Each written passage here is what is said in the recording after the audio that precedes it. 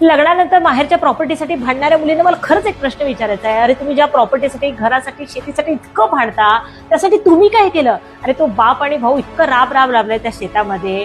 त्या बापाने आणि भावाने इतकी वर्ष प्रॉपर्टी सांभाळली, त्यांचं कन्स्ट्रक्शन, दुरुस्ती सगळं त्यांनी बघितलं. तुम्ही काय केलं?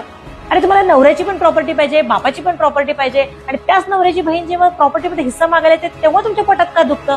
म्हणजे सासर कितीही श्रीमंत असू दे, पण माहेरकडच्या प्रॉपर्टीचा हाव काय सुटत नाही. मग भावाची परिस्थिती काही काय असे ना, ज्या आई बापाची प्रॉपर्टी पाहिजे त्या आई बापांना सांभाळण्याची, त्यांच्या आजारपणाची जबाबदारी मात्र नको, ही मात्र भाऊ आणि भावजांवरती टाकून मोकळे.